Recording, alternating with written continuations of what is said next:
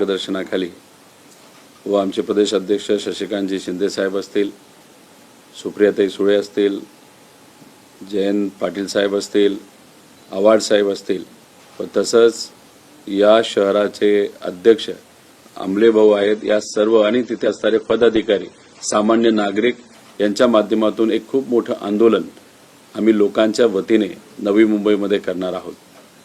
हे आंदोलन कशासाठी करत आहोत तर मोठ्या प्रमाणात महागाई जी वाढलेली आहे आणि ती महागाई वाढल्यामुळे मिडल क्लास असतील, सामान्य लोक असतील, यांना खूप मोठ्या प्रमाणात अडचणी वाढत चाललेल्या आहेत। त्याच्यामध्ये पेट्रोलचे दर, डिझेलचे दर, त्याच्याचबरोबर घरगुती गॅस असेल नाही तर कमर्शियल गॅस असेल, त्याचे दर जे वाढलेले आहेत त्याच्यामुळे लोकांना जी अडचण येते आणि ती अडचण लोकांना बोलता येत नाही, तर लोकांच्या वतीने आम्ही सर्वजण रस्त्यावर उतरून लोकांचा रोष त्या ठिकाणी व्यक्त करणार आहोत।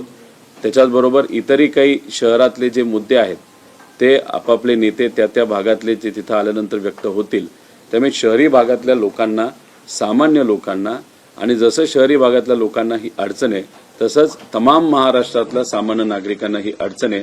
त्यामुळे महागाईच्या विरोधात एक खूप मोठं आंदोलन नवी मुंबईमध्ये आम्ही सर्वजण मिळून त्या ठिकाणी करणार आहोत, लोकांच्या वतीने करणार आहोत आणि हे आंदोलन नक्कीच मोठं होणारच।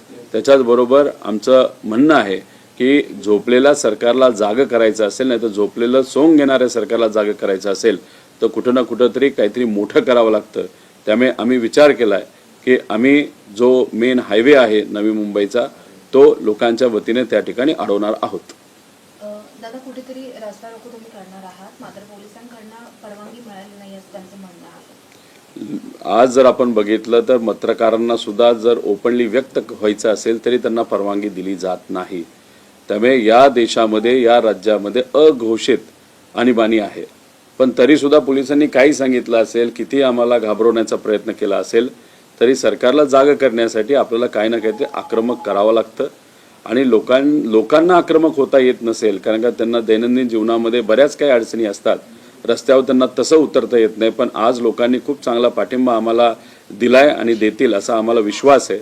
त्यामुळे कुठं ना कुठंतरी लोकांचा रोष हा आपापल्या पद्धतीने आंदोलन करून व्यक्त होणं ही आपल्या सगळ्यांचा अधिकार आहे आणि तो अधिकार या ठिकाणी आम्ही बजावणार आहोत।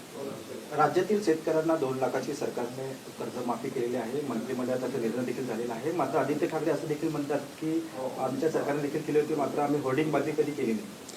होर्डिंगबाजी हा विषय वेगळा राहिला, पण ही जी कर्जमाफी दिलेली आहे ती तर